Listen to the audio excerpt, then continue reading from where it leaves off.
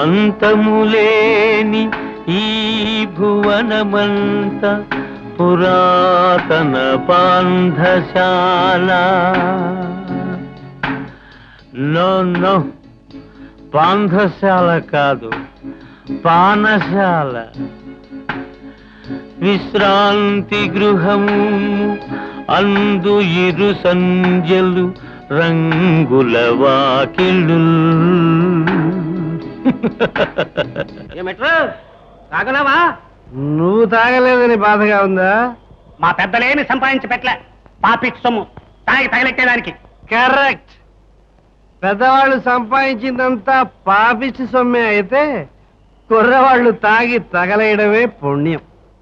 ధరాక్రాంతులు, పాదుషాలు, బహరాం, జమిషీడులు వేలవేలుగా కొంత సుఖించిపోయిరెటకు, కొంత సుఖించిపోయిరెటకు. ఎటకు? మిస్టర్, వెళ్ళి నీ సీట్లో కూర్చోరాదు. ఏ మీ ఒళ్ళో కూర్చుంటామనుకున్నారా? పాపం, మనం కూర్చోవాలంటే మెత్తని పరుపులు, చక్కని వంపులు ఉండాలి. ఓ మిస్టర్, ఎటీ లూసెన్సా?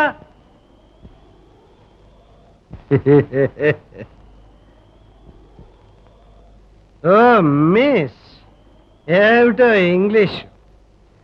దేన్నైతే మిస్ చేయకూడదో దాన్నే మిస్ అన్నారు. అదే తెలుగులో అయితే తరుణి అంటే తరుణమైనది. ఏమంటారు? మీరు మీ సీట్లో కూర్చోవాలంటాను. ఆఫ్ కోర్స్, నా సీటు. ఈ విశాల శూన్యంలో నా సీట్ ఎక్కడో నాకు కాస్త చూపిస్తారు? Sure, please come.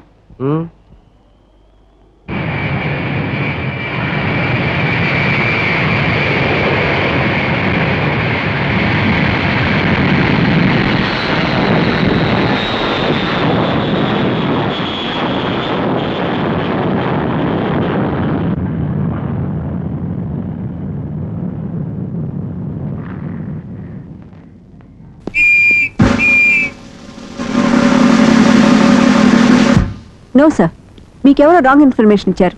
అందరూ లోపలే ఉన్నారు. నో నో, చాలా పెద్ద మనిషి దగ్గర నుంచి రిపోర్ట్ వచ్చింది. వెరిఫై చేసుకోవాల్సిన బాధ్యత ఉంది కదా. Yes sir, please come. Shubharao, attendance check చేయి. నీ పేరేంటి? రాఘవేంద్ర, కృష్ణ, కమల్, శివ, శ్రీకాంత్, గోపాల్, రెహమాన్, కిషోర్, ప్రసాద్, బాలాజీ, చిరంజీవి, జానీ, వాసు, శశి, ఏడుకొండలు, బాబు, జగదీష్, రాధాకృష్ణ, చంద్రం, ఎస్, సూరిబాబు, ఆలీ, మస్తాన్, మూర్తి, కాంచన్ బాబు, వేణు, శైలేంద్ర, దీపక్, మధు, పట్టాభి, విజయ్, మదన్, రఘు, ఆనంద్. సరిపోయింది సార్. సారీ ప్రభావతి, ఎవరో రాంగ్ ఇన్ఫర్మేషన్ ఇచ్చారు. కమాన్. 2 లక్షల? దాని కడుపు నా కడుపు కట్టుకునే కదా బాబు ఆడినంత పెద్దోడు చేశాం. అందువల్లే కదా బాబు తనగా జాబ్ వచ్చింది. పెద్ద ఆపరేషన్ చేయాలంటున్నారు, అమెరికా తీసుకెళ్లాలంటున్నారు, లేకపోతే చచ్చిపోద్దంటున్నారు. కన్నతల్లిగా ఆ మాత్రం చేయలేడా బాబు? మీరు ఒక మాట చెప్తే అయిపోద్ది బాబు. సారీ సార్, ఈ విషయంలో నేనేం చేయలేను. అదేంటి బాబు, వాళ్ళెవరు? నీ కన్న తల్లిదండ్రులు. నీ కన్న తల్లికి ఆపరేషన్ చేయించడానికి వాళ్ళు డబ్బు అడిగితే కాదనటం ఏం పద్ధతిగా లేదు బాబు. ఇంతవరకు ఆయన చేసింది ఏది పద్ధతిగా లేదండి. ఏం చేశారు బాబు? ఆ పురాణ విప్పి మహాభారతాన్ని మీ ముందు పెట్టలేను సార్. ఆయన ఎన్నడూ కన్న తండ్రిలా ప్రవర్తించలేదు. అడుగడుగునా నన్ను అవమానిస్తూనే ఉన్నాడు. నాకు తెలిసిన వాళ్ళందరి దగ్గర నా పరువు తీస్తున్నాడు. తిట్టకుండా ఇప్పటికే నన్ను తిడుతున్నాడు. చూడు బాబు, కన్న తల్లిదండ్రుల రుణం తీర్చుకునే అదృష్టం అందరికీ రాదు. ఆ అవకాశం నీకొచ్చింది, రుణం తీర్చుకో. సారీ సార్, మీరంటే నాకు చాలా గౌరవం ఉంది, కానీ ఇది నా పర్సనల్ విషయం. దీంట్లో మీరు జోక్యం చేసుకోవద్దు. It's all right.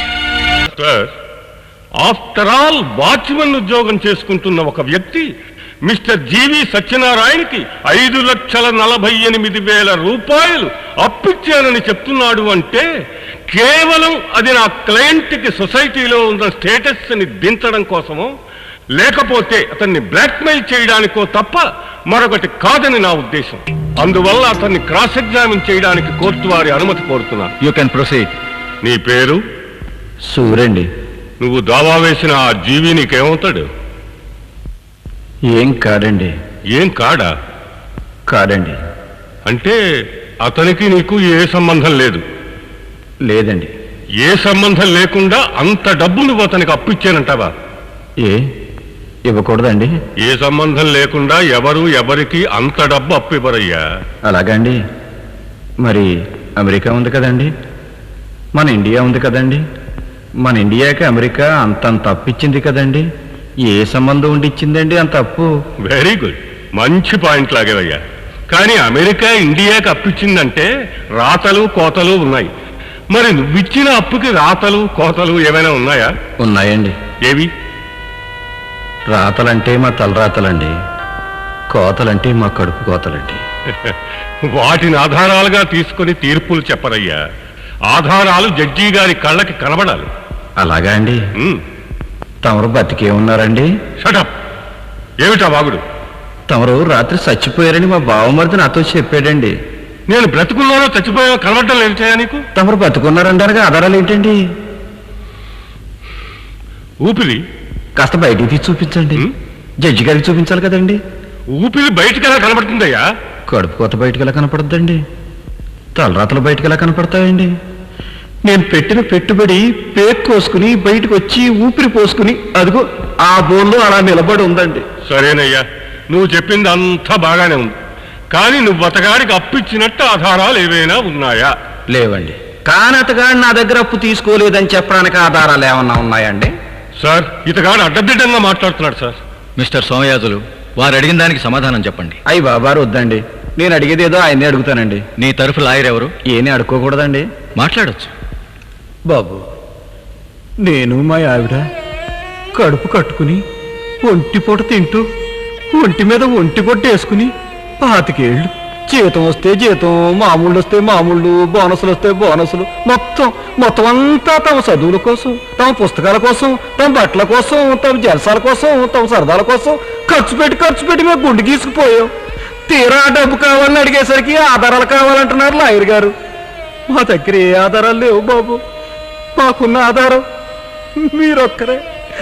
అయ్యగారి ముందు నా సంపాదన అంతా వాటి కోసం వాడుకున్నానని ఒక్క మాట చెప్పండి బాబు. మా లాయర్ గారు ఏం చెప్పారో నేను అదే చెప్తున్నాను.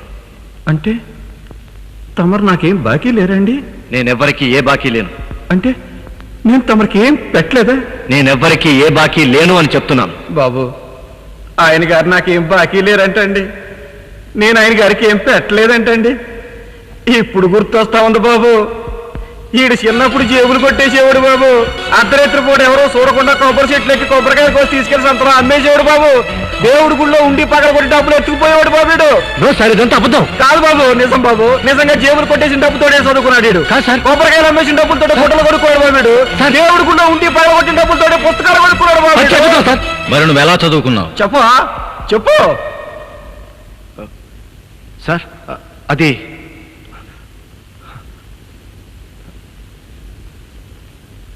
నువ్వు దొంగతనం చేయలేదు, రైట్. అప్పు చేయలేదు, రైట్. నువ్వు బతకటానికి తిండి కావాలి, చదువుకోవటానికి పుస్తకాలు కావాలి, తిరగటానికి బట్టలు కావాలి. దొంగతనం చేయకుండా, అప్పు చేయకుండా ఇవన్నీ నీకు ఎలా వచ్చాయని ఆయన అడుగుతున్నారు. చెప్పు. అవి ఎవరో ఇచ్చి ఉండాలి. ఎవరిచ్చారు? అవి నీ స్నేహితుల, బంధువుల, నీ తల్లిదండ్రుల? అయ్యారు చాలండి, చాలండి బాబా, చాలు. ఏమన్నా నాయర్ గారు, ఇందాక నుంచి ఆధారాలు ఎక్కడ అడిగారు కదండి, వచ్చేసేయండి అయ్య గారి దగ్గరికి, వచ్చేసేయండి బాబు. నో సార్, అవి ఆధారాలు కాదు, కన్న తండ్రి బాధ్యతలు. కన్న తర్వాత కొడుకుని పెంచాల్సిన ధర్మం లేదా? ఎందుకు లేదండి? అతన్ని చదివించాల్సిన అవసరం లేదా? ఎందుకు లేదండి? అతన్ని పెంచి పెద్దవాడిని చేయవలసిన బాధ్యత లేదా? ఎందుకు లేదండి? అతన్ని ప్రయోజకుని చేయవలసిన అగత్యత లేదా? ఎందుకు లేదండి? మరి ఇప్పుడు నువ్వు చేసింది అదేగా. ఎవరికండి? నీ కొడుక్కి. ఎవరండి? మిస్టర్ జీవి. ఎవరండి? మిస్టర్ జీవి. ఎవరు చెప్పారండి? నువ్వే. నేనా అండి? నేనెప్పుడు చెప్పానండి? అయ్యగారండి, ఈయన అబద్ధాలు ఆడుతున్నారండి. ఆయన గారు నా కొడుకని ఆడితో గాని మీతో గాని ఎప్పుడైనా చెప్పానండి? లేదు. అతన్ని కొడుకు కాదంటున్నావయ్యా. సరే, మరైతే అతను ఎవరు? ఎవడో గొట్టం గోవిందం అండి. మరైతే అతనికి నీకు ఏమిటి సంబంధం? నేను అప్పిచ్చినండి, ఆ అప్పు తీసుకున్నవారండి. నో నో సార్, ఇతడు ఏమీ తెలియనట్టు అమాయకుల్లా నటిస్తూ చాలా తెలివిగా ప్రవర్తిస్తున్నాడు. Mister GV is the son of mister Suryanarayana ఉరఫ్ సూరి. అతను సూరి కొడుకు. సూరి కొడుకు అని తమరంటున్నారండి. ఆ ముక్క ఎప్పుడైనా ఆడన్నాడండి?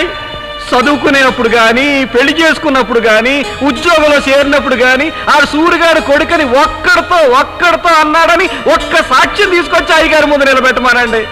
ఆడు సూరిగాడు కొడుకుని కాదని ఒక్కడితో కాదు, ఇద్దరితో కాదు, ఎంతమంది దగ్గర ఉన్నాడో అంతమందిని తీసుకొచ్చి బోల్లో నిలబెట్టి అయ్యగారి ముందు సాక్ష్యం ఇప్పిస్తారండి.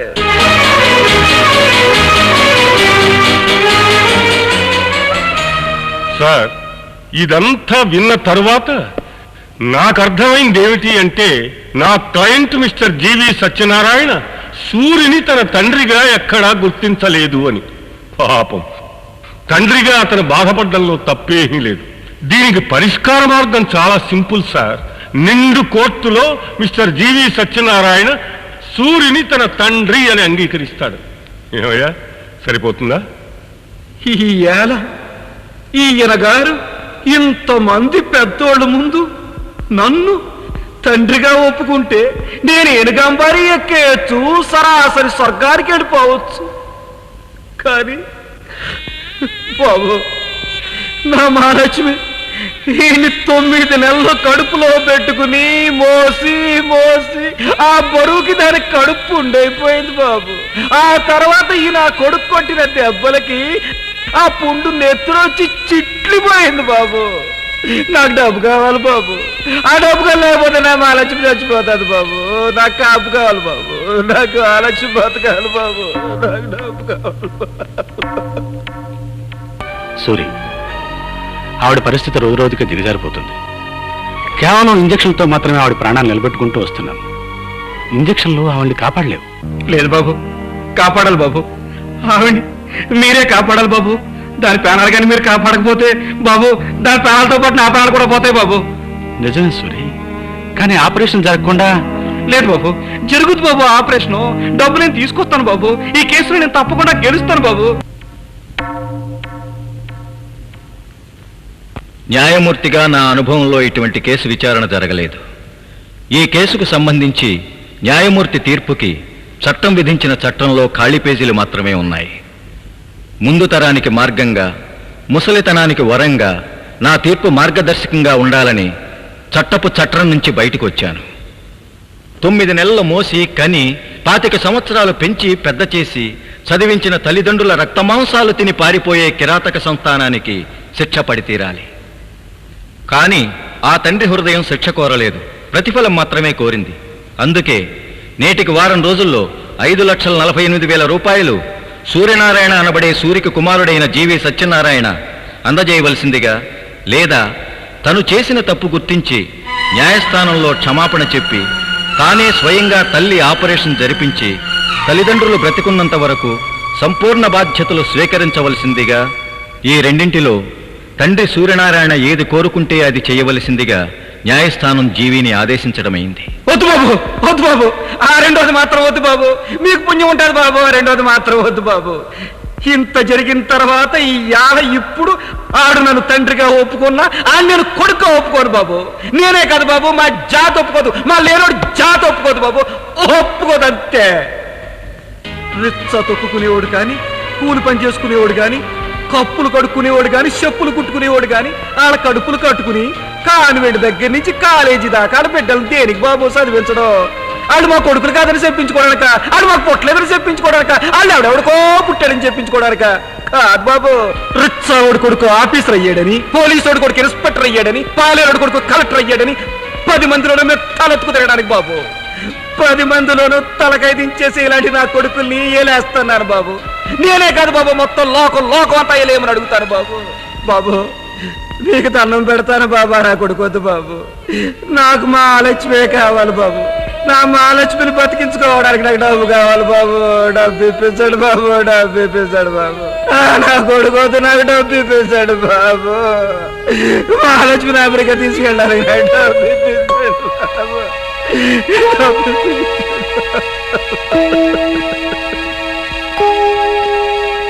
ఇది కేవలం ఒక్క సూరిగాడి ఆర్తనాదం కాదు. ఎందరో దెబ్బతిన్న తల్లిదండ్రుల ఆవేదన సారాంశం. ఎందరో బిడ్డలు, ఎందరో తల్లిదండ్రులు. తల్లిదండ్రుల్ని ప్రేమించే బిడ్డలకు వందనం, తల్లిదండ్రుల్ని పూజించే బిడ్డలకు పాదాభివందనం. తల్లిదండ్రుల్ని గుర్తించని జీవి లాంటి జీవులకు ఇదే మా సమాధానం. అటువంటి తల్లిదండ్రులకు సూరిగాడి మాట ఒక నినాదం, సూరిగాడి బాట ఒక ఆయుధం. అదే మా ఆశయం. హలో, ఎస్ఐ విజయ్ గారు. ఎవరు? సురేష్ ప్రొడక్షన్స్ డి రామానాయుడు గారా? Hello sir. సార్ వస్తున్నాను సార్, 1 minute లో వస్తున్నాను. ఎవరికి బాధ్యత లేకుండా పోతుంది. ప్రతి వాడు ఒక్కడైనా సరిగా పనిచేసి అవడం లేదు. బాధ్యత లేని మనిషి జూబ్లీస్ లోని బండతో సమానవరా? ఎవరు ఏ డిపార్ట్మెంట్ సరిగా చేస్తుందో చెప్పండి. నమస్తే సార్. ఓ, నువ్వేనా కొత్త సైవి? నో సార్, పాత ఎస్ఐని. ఈ ఊరు కొత్తగా వచ్చాను. Very good. పర్సనాలిటీ బాగానే ఉంది. బట్టలు తీసేస్తే ఇంకా బాగుంటాను సార్. అదే కాకి బట్టలు నా పాయింట్. కూర్చో సార్. మీ ప్రేమ్ నగర్ మీసాలు రానప్పుడు చూశాను, మీ ప్రేమ ఖైదీ మీసాలు వచ్చాక చూశాను. ఇప్పుడు డ్యూటీలో మిమ్మల్ని చూస్తున్నాను. చాలా సంతోషం. చెప్పండి సార్. స్టూడియోలో దొంగలు పడ్డారు. సూపర్ సార్, మీ కొత్త సినిమా టైటిల్ సూపర్. అసలు ఎలా పడతారు సార్ ఈ టైటిల్స్? ఒకప్పుడు ప్రేమ్ నగర్, తర్వాత బొబ్బిలి రాజా, కూలీ నంబర్ 1, పరువు ప్రతిష్ట, ఇప్పుడు స్టూడియోలో దొంగలు పడ్డారు. చాలా బాగున్నాయి సార్. టైటిల్స్ కదయ్యా బాబు, నిజంగానే దొంగలు పడ్డారు. స్టూడియోలో విలువైన దుస్తులన్నీ పోయాయి. ఆ దొంగతనం చేసింది ఎవరో తెలుసా? ఓ ఆడమనిషి. ఆడమనిషి? కొత్త సినిమా తీస్తాను అన్నాను. హీరోయిన్ కొత్త అమ్మాయి కావాలన్నాను. ఇదిగో వీడున్నాడే ప్రొడక్షన్ మేనేజర్, తీసుకొస్తానన్నాడు. సరే తీసుకురమ్మన్నాను.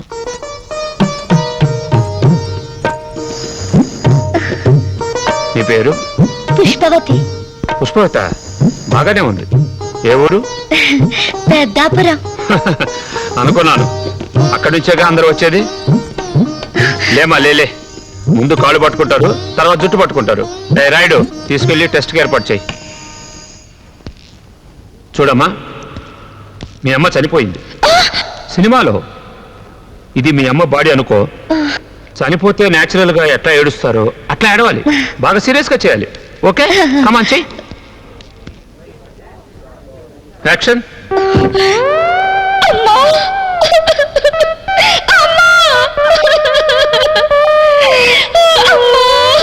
ఓకే. డ్రెస్సు మార్చుకొస్తానని వెళ్ళిందయ్యా, తిరిగి రాలేదు. ఏమైంది సార్? ఏమైందా? మా పాత సినిమాలో ఉన్న డ్రెస్సులన్నీ ముటగట్టుకుని కిటికీలో నుంచి దూకి పారిపోయింది. అమ్మనా లబా. సార్ మీరేం వరీ కాకండి. మీ రాముడు భీముడు సినిమాలో భీముడుకున్నంత దమ్మున్న వాడిని 24 గంటల లోపల ఆ కేడి పిల్లని మీ ముందు. నమస్కారం అండి. ఏం బాగున్నారా? బాగున్నామండి.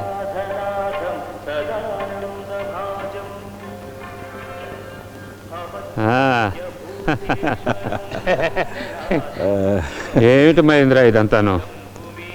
దండాలు పెట్టి దండలు వేయటం కాదండి. రాజకీయ నాయకులకు దేవుడి మీద ఉన్న భక్తి దేశం మీద ఉంటే ప్రజలు ఎంతో బాగుపడతారు. ఎంత బాగా చెప్పారండి. భజన నాకు కాదు, దేవుడికి. ఏ మహేంద్ర, హౌ ఇస్ రాకేష్? బాగున్నాడు సార్.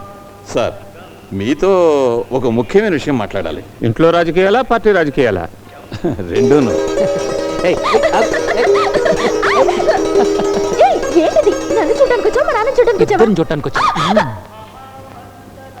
ప్రెసిడెంట్ గారు, మంచి చోట కలిశాం. మావాడ లా పాస్ అయ్యాడు, ఒక్కడే కొడుకు. మీ అమ్మాయిని మా ఇంటి కోడలుగా చేసుకోవాలని నా కోరిక. అలాగే మనం రాజకీయంగా ఎదగాలంటే బంధుత్వాలు కలుపుకోవాలి. పార్లమెంట్ ఎన్నికల్లోపే పెళ్లి జరిపిద్దాం. ఓకే.